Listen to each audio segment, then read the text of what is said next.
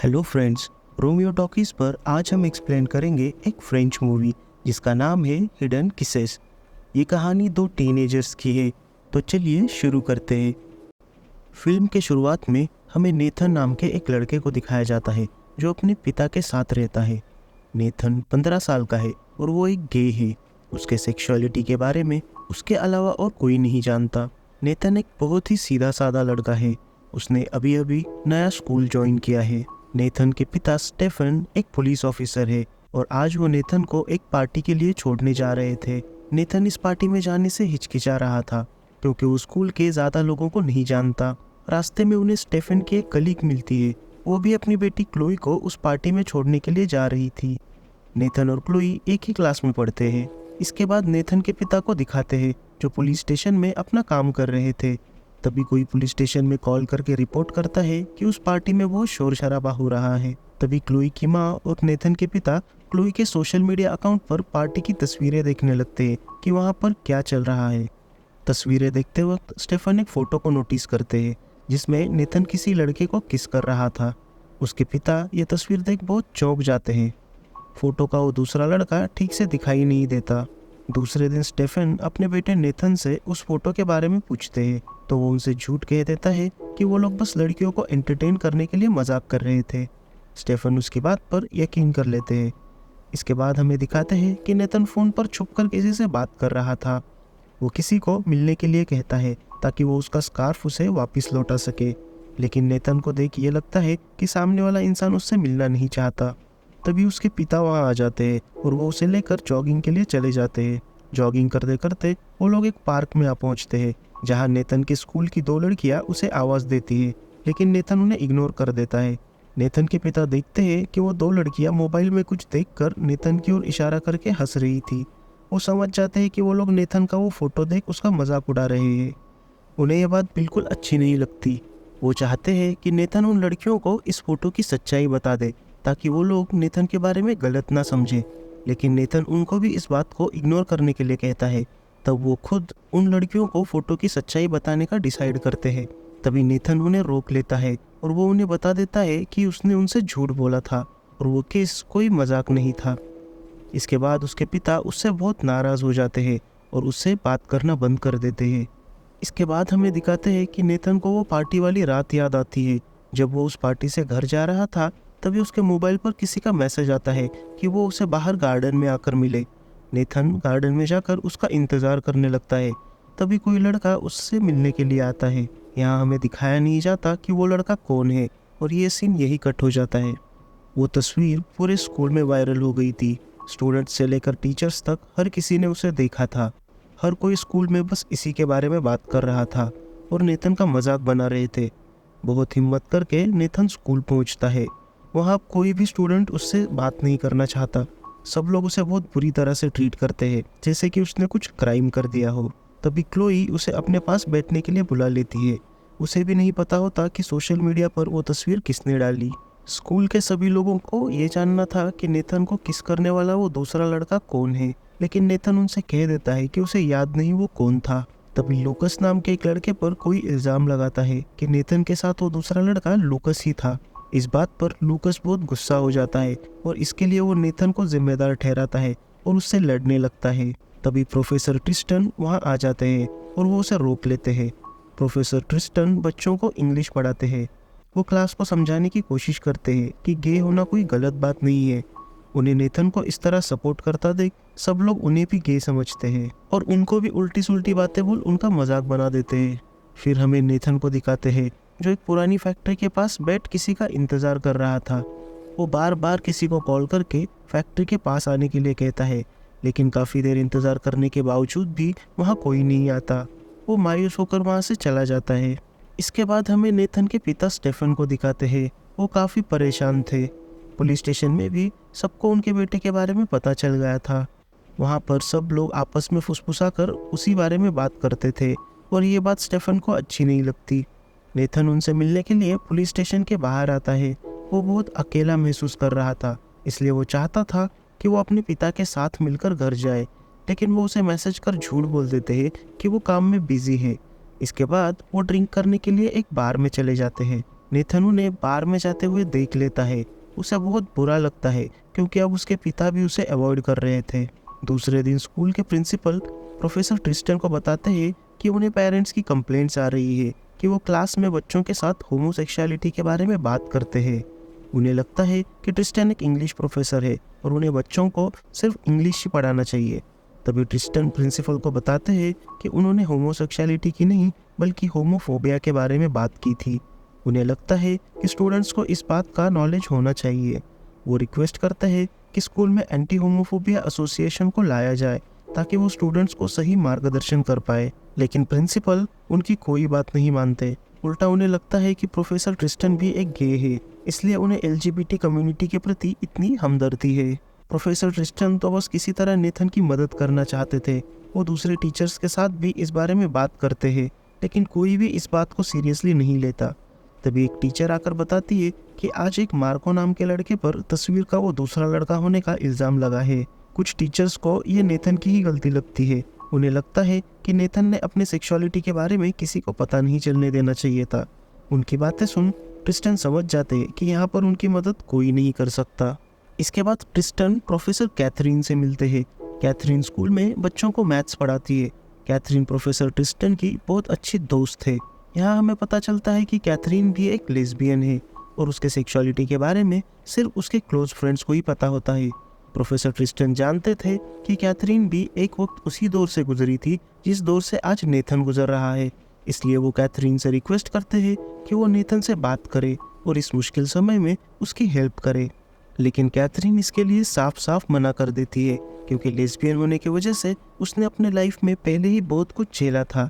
उसके माँ बाप भी उससे बात नहीं करते। जब वो स्कूल में थी तब उसे भी नेथन की तरह बहुत ज़्यादा बुली किया गया था और बहुत मुश्किल से उसने इस बात को भुलाया था, इसलिए वो सेक्सुअलिटी को लेकर स्कूल में अब कोई भी बात नहीं करना चाहती थी। इसके बाद हमें नेथन को दिखाते हैं जो बार बार किसी को कॉल करके मिलने के लिए बुला रहा था, लेकिन सामने से उसे कोई रिस्पॉन्स नहीं मिलता। वो अब बहुत परेशान रहने लगा था। एक दिन जब वो स्कूल से घर जा रहा था तभी कुछ लड़के उसे मारने के लिए उसके पीछे पड़ जाते हैं। वो किसी तरह से उनसे बच के घर आ जाता है, लेकिन वो लड़के भी उसके पीछे पीछे घर तक आ पहुंचते हैं, लेकिन वो वहाँ पर उसके पिता को देख भाग जाते हैं। कुछ लड़कों ने तो उनके दरवाजे पर भी कुछ शेमफुल चीज़ें लिखी थी, जैसे वो स्कूल में रोज़ बोर्ड पर लिखते थे। नेथन के पिता अब भी उससे बात नहीं कर रहे थे। उनको लगता है कि फ़ोटो का वो दूसरा लड़का नेथन को धमका रहा है, इसलिए वो उसका नाम नहीं बता रहा। उनके पूछने पर नेथन उन्हें बता देता है कि स्कूल में उसे कितना बुली किया जाता है। इंटरनेट पर उसे बार बार इंसल्ट किया जा रहा था, लेकिन उसे इस बात से कोई फ़र्क नहीं पड़ता क्योंकि वो उस लड़के से प्यार करता है। उसके पिता इस बात को एक्सेप्ट ही नहीं कर पाते कि नेथन एक लड़के के लिए इतना सीरियस है।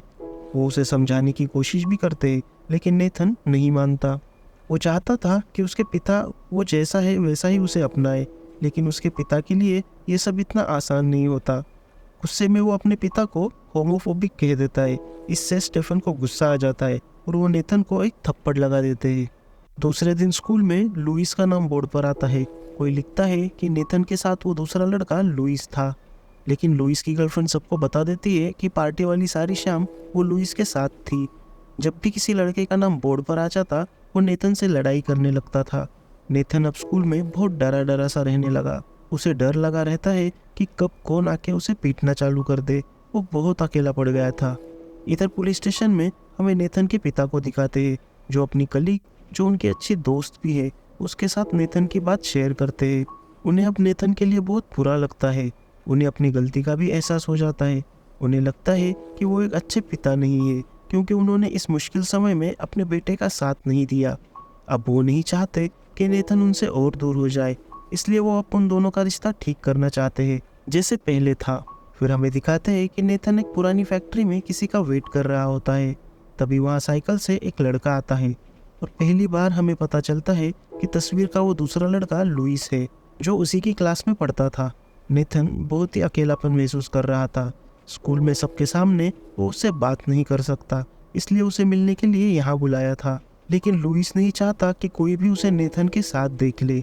वो नेथन से कह देता है कि मैं तुम्हारे जैसा नहीं हूँ और वो किस बस एक एक्सपेरिमेंट था, उससे ज़्यादा और कुछ नहीं। नेथन को इस बात से बहुत बुरा लगता है। जब वो नेथन से अपना स्कार्फ मांगता है तो नेथन उसे वापस देने से मना कर देता है। पार्टी वाली शाम लुइस ने ही नेथन को वो स्कार्फ दिया था। नेथन उसे बताता है कि पार्टी में जिसने भी वो तस्वीर खींची थी वो भी उन दोनों के बारे में जानता है, लेकिन अब दोनों को ही नहीं पता था कि वो तस्वीर किसने ली थी। फिर लुइस वहाँ से चला जाता है। हमें फिर से वो पार्टी वाली रात दिखाते हैं जहाँ लुइस नेथन को मैसेज करके गार्डन में मिलने के लिए बुलाता है। उसकी गर्लफ्रेंड के पूछने पर वो उसे झूठ बोल देता है कि वो अपने माँ को मैसेज कर रहा है। फिर लुइस बाहर आकर नेथन को लेके घर के पीछे अकेले में ले जाता है। दोनों भी डरे हुए होते हैं, फिर भी हिम्मत करके वो एक दूसरे को किस करते हैं। तभी कुछ टूटने की आवाज़ आती है और दोनों रुक जाते हैं। इसके बाद प्रेजेंट टाइम में हमें लुइस का घर दिखाया जाता है जहाँ वो अपनी गर्लफ्रेंड लॉरा के साथ पूल के पास लेटा हुआ था। लुइस एक बहुत ही वेल्दी फैमिली से बिलोंग करता है जहाँ वो अपने माँ बाप और छोटे भाई थियो के साथ रहता है। लुइस के पिता एक डॉक्टर है और समाज में उनकी अच्छी रेपुटेशन है। लुइस एक बॉक्सर भी है और उसके पिता उसे बॉक्सिंग चैंपियनशिप के लिए हर रोज ट्रेन करते हैं। लुइस के माता पिता बहुत ही ओपन माइंडेड थे, इसलिए उसकी गर्लफ्रेंड लॉरा उनके घर आती जाती रहती थी। डिनर करते वक्त लुइस की माँ कॉरिन बताती है कि उसे भी स्कूल में नए आए लड़के के बारे में पता चल गया है कि वो गे है। जब वो लुइस से नेथन के बारे में पूछती है तो वो बोल देता है कि वो उसका दोस्त नहीं है, वो बस उसकी क्लास में पढ़ता है। लुइस के पिता उसे नेथन से दूर रहने के लिए कहते हैं। दूसरे दिन स्कूल में बास्केटबॉल खेलते वक्त एक लड़का नेथन से टकरा जाता है। उस लड़के को लगता है कि नेथन जानबूझ के उसे टच कर रहा है। वो नेथन पर गुस्सा हो जाता है और उसे मारने लगता है। तभी उनके स्पोर्ट्स टीचर बीच में आकर नेथन को बचा लेते हैं। नेथन को इस बात से बहुत बुरा लगता है। मैच के बाद जब सब लड़के चेंजिंग रूम में चेंज कर रहे थे तब एक लड़का सबको नेथन के बारे में भड़काने लगता है। वो कहता है हम लोगों को चेंज करता देख नेथन एक्साइटेड हो जाता है। एक लड़का तो नेथन को लड़कियों के चेंजिंग रूम में जाने के लिए बोलता है। बेचारा नेथन चुपचाप अपना बैग लेकर वहाँ से जाने लगता है। तभी सब लड़के मिलकर उसको मारने लगते हैं। नेथन नीचे गिर जाता है और सब लोग लातों से उसकी पिटाई करने लगते हैं। लुइस भी वहीं रहकर सब कुछ चुपचाप देख रहा था। फिर अचानक से वो उठ जाता है और नेथन को मार रहे लोगों को दूर करता है और नेथन के ऊपर बैठकर उसे जोर जोर से पंचेस मारने लगता है। वो उसे इतना मारता है कि उसे देख बाकी लड़के भी डर जाते हैं और लुइस को नेथन से दूर हटा देते हैं। नेथन की हालत अब बहुत खराब थी, वो बहुत ज़्यादा घायल हो जाता है और वैसे ही खून में लथपथ वहाँ से निकल जाता है। जब नेथन के पिता घर पहुँचते हैं तो नेथन की ऐसी हालत देखकर वो परेशान हो जाते हैं। उनके पूछने पर नेथन उन्हें बताता है कि स्कूल के लड़कों ने उसकी ये हालत की है और उनमें वो लड़का भी शामिल था जिससे वो प्यार करता है। उसके पिता को बहुत बुरा लगता है। वो उसे यकीन दिलाते हैं कि वो उसके साथ थे। नेथन को इतने दिन लगता था कि लुइस सिर्फ डरा हुआ है, इसलिए वो उससे बात नहीं कर रहा, लेकिन उसकी आज की ये हरकत के बाद नेथन का दिल बुरी तरह से टूट जाता है। फिर हमें लुइस को दिखाते हैं जो अपनी गर्लफ्रेंड के साथ इंटीमेट होकर बैठा था। लुइस के चेहरे की उदासी लॉरा को साफ साफ दिखाई देती है। लॉरा को फिर वो पार्टी वाली रात याद आती है जब वो देखती है कि लुइस किसी को मैसेज कर रहा है।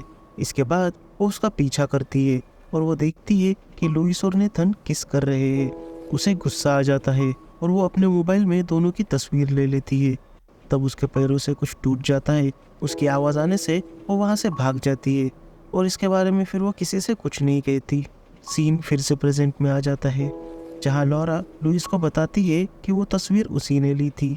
वो बस लुइस का अटेंशन पाना चाहती थी, पर उसे पता नहीं था कि बात इतनी बिगड़ जाएगी। लॉरा को लगता है कि लुइस भी नेथन से प्यार करता है, पर लुइस उसे बताता है कि जब से नेथन स्कूल आया है तब से वो उसके पीछे पड़ा हुआ था। वो उस रात पार्टी में भी उससे चिपका हुआ था और उसे किस करना चाहता था, तो बस उससे पीछा छुड़ाने के लिए उसने उसे किस किया था। वो लॉरा को यकीन दिलाता है कि वो गे नहीं है और वो बस उसी से प्यार करता है। फिर हमें नेथन को दिखाते हैं जो दूसरे दिन भी स्कूल आ जाता है। वो अपने पिता को भी इन सब में पढ़ने नहीं देता। वो चाहता था कि वो अकेला ही इस सिचुएशन को हैंडल करे। प्रोफेसर कैथरीन जब क्लास में आती है तो सभी स्टूडेंट्स को इतना शांत बेटा देख चौंक जाती है। वो नेथन को देख सब कुछ समझ जाती है। जब वो उससे इस बारे में पूछती है तो वो कह देता है कि वो गिर गया था। कैथरीन एक पल के लिए सोचती है कि उसे इन सब में नहीं पढ़ना चाहिए, लेकिन नेथन की हालत उससे देखी नहीं जाती। उसे देख उसे अपने स्कूल के दिन याद आ जाते हैं। वो सबसे कहती है कि आज वो सबको एक लड़की के बारे में बताएगी। जो हर रोज स्कूल जाने से डरती थी, क्योंकि उसे लड़कों के बदले लड़कियों में इंटरेस्ट था। और वो लड़की अगर आज यहाँ होती तो उसे नेथन पर बहुत गर्व होता, क्योंकि वो बहुत बहादुर है और खुद को एक्सेप्ट करने में बहुत हिम्मत लगती है। और वो सबसे पूछती है कि क्या उन सब लोगों में भी इतनी हिम्मत है जिन लोगों ने नेथन की ये हालत की है। तभी एक लड़की उससे पूछ लेती है कि क्या वो लड़की तुम ही हो। तो कैथरीन उसकी बात का सीधे जवाब ना देते हुए कहती है कि हाँ, वो ये लड़की हो भी सकती है और नहीं भी। तभी क्लास खत्म हो जाती है और सभी लोग क्लास से बाहर चले जाते हैं। कैथरीन नेथन के पास आकर उसे बताती है कि उसने कोई क्राइम नहीं किया है और वो बिल्कुल सही है। दरअसल कैथरीन भी नहीं चाहती थी कि जिस तरह उसने स्कूल में अकेलेपन में अपनी ज़िंदगी बिताई थी, नेथन की लाइफ भी वैसी ही हो। उसकी बातें सुनकर नेथन को अच्छा महसूस होता है। इधर स्कूल में अब ये बात फैल जाती है कि कैथरीन भी एक लेस्बियन है। हर कोई उसे देख गॉसिप कर रहा होता है। स्कूल के बाहर कैथरीन की पार्टनर उसे लेने आती है। कैथरीन सबके सामने उसे किस करने को कहती है और वो दोनों किस करते हैं। उन्हें किस करते हुए पूरा स्कूल देख लेता है, जिनमें प्रिंसिपल भी शामिल थे। नेथन भी ऊपर से सब कुछ देख लेता है। यहाँ हमें दिखाते हैं कि कैथरीन ने भी अब सबसे डरना बंद कर दिया है। अब उसे कोई फर्क नहीं पड़ता कि कौन उसके बारे में क्या सोचता है। ये सब देख नेथन भी काफ़ी मोटिवेट हो जाता है। अब उसमें फिर से पहले जैसा कॉन्फिडेंस आ जाता है। उसका डर अब मिट गया है। वो वहाँ से सीधे लुइस के पास जाकर उसे कन्फ्रंट करता है। वो सबके सामने उसे किस करने के लिए कहता है। उसे देख लुइस बहुत डर जाता है। नेथन उसे कहता है कि वो डरपोक है और उसे उस पर तरस आता है। फिर नेथन वहाँ से सीधे उन लड़कों के पास जाता है जिन्होंने मिलकर उसे पीटा था। वो उनसे कहता है कि ग्रुप बनाकर एक इंसान को मारना तो बहुत आसान है, पर अगर उनमें हिम्मत होगी तो वो एक एक करके उससे लड़के दिखाए। सबको शर्म आ जाती है। वो लोग चुपचाप बैठ जाते हैं। उसे ऐसा करते हुए उसके पिता देख लेते हैं। उसके अंदर का ये कॉन्फिडेंस उन्हें बहुत अच्छा लगता है। फिर इधर लुइस को दिखाते हैं, जो अब काफ़ी परेशान था। वो बार बार नेथन को कॉल करने का ट्राई करता है, लेकिन अब नेथन उसे इग्नोर कर देता है। वो अब लुइस से कोई बात नहीं करना चाहता। लुइस की माँ कोरिन अपने लैपटॉप पर कुछ काम कर रही होती है, लेकिन उसका लैपटॉप खराब हो जाता है। इसलिए वो लुइस का लैपटॉप यूज़ करने जाती है। तब वो देखती है कि वहाँ पर गे कंटेंट वाली एडल्ट वेबसाइट खुली होती है। उसके बाद लुइस के माँ और बाप दोनों मिलकर उसे इस बारे में पूछते हैं, तो वो उन्हें बताता है कि उसने बस क्यूरियोसिटी के लिए वो वेबसाइट बस एक बार खोली थी, लेकिन उसके पेरेंट्स ने उसकी पूरी ब्राउजिंग हिस्ट्री चेक कर ली थी। उन्हें पता था कि वो उनसे झूठ बोल रहा है। अब लुइस के पास भी कहने को कुछ नहीं होता। वो समझ जाता है कि उसके पेरेंट्स उसके गे होने के बारे में जान चुके हैं। इधर स्कूल में दिखाते हैं कि प्रोफेसर ट्रिस्टन और कैथरीन मिलकर प्रिंसिपल को कन्विंस करते हैं कि स्कूल में एक एसोसिएशन को लाया जाए, जो सभी स्टूडेंट्स को इस बात का नॉलेज देगी कि गे या लेस्बियन होना कोई बीमारी नहीं, बल्कि अपनी चॉइस है। लेकिन प्रिंसिपल को डर था कहीं पेरेंट्स इस बात पर ऑब्जेक्शन ना ले ले, लेकिन फिर भी वो किसी तरह मान जाते हैं।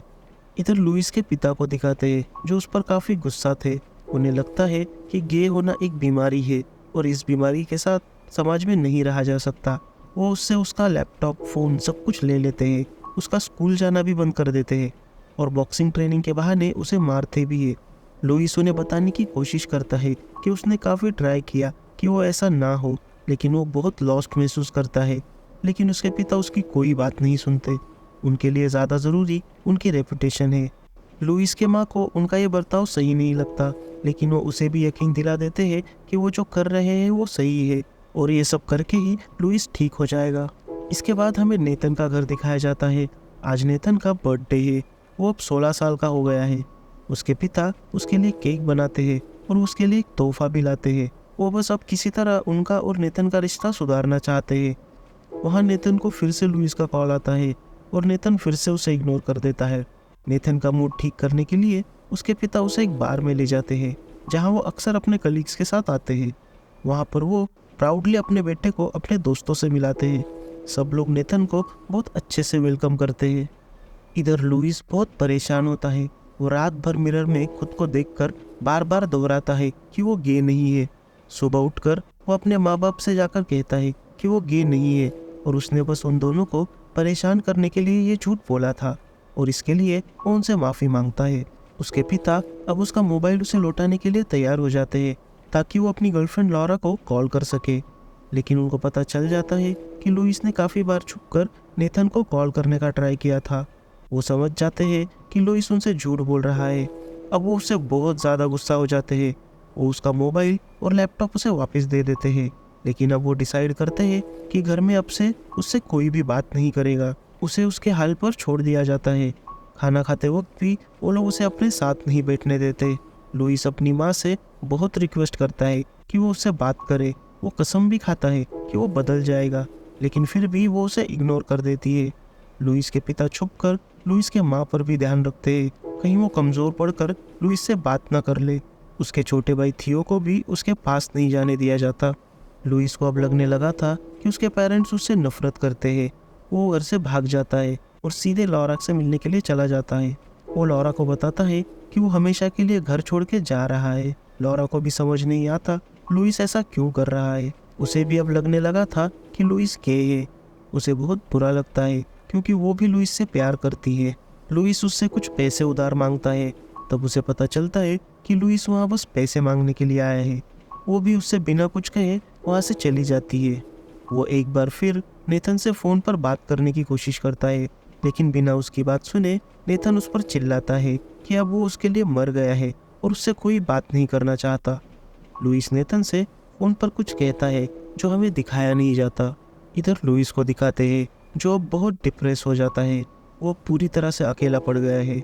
मायूस होकर वो एक बिल्डिंग की छत पर जाता है। वहाँ से वो अपना फ़ोन भी फेंक देता है। वो डिसाइड कर लेता है कि इस बिल्डिंग से कूदकर वो अपनी जान दे देगा। इसलिए उसने आखिरी बार नेथन को कॉल किया था और बता दिया था कि वो अपनी जान दे रहा है। इधर नेथन दौड़ता हुआ आकर अपने पिता को सब कुछ बता देता है और वो दोनों मिलकर लुइस को ढूंढने के लिए निकलते हैं। नेथन को लगता है कि लुइस शायद उस पुरानी फैक्ट्री के पास होगा।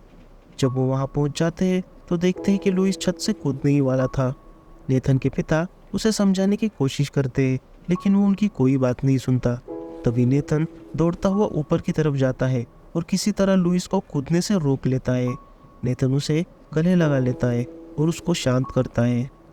स्टेफन अब लुइस को उसके घर छोड़ने का डिसाइड करते हैं, लेकिन लुइस अपने घर नहीं जाना चाहता। तभी नेथन के रिक्वेस्ट करने पर आज की रात वो उसे अपने घर ठहरने देते हैं। लुइस के लिए वो हॉल में बिस्तर लगा देते हैं और नेथन को अपने कमरे में सोने भेजते हैं। लुइस को रात में नींद नहीं आती, तो रात को चुपके से नेथन के कमरे में जाता है।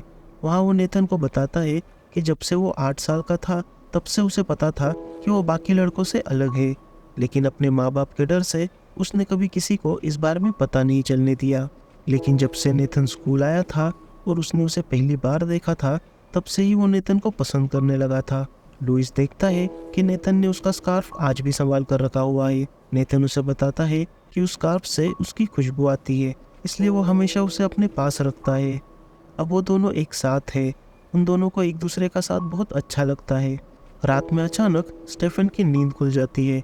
वो बाहर आकर देखते हैं कि लुइस अपनी जगह पर नहीं है। वो जाकर नेथन के कमरे में चेक करते हैं तो देखते हैं कि दोनों एक दूसरे की बाहों में बाहें डाले सोए हुए हैं।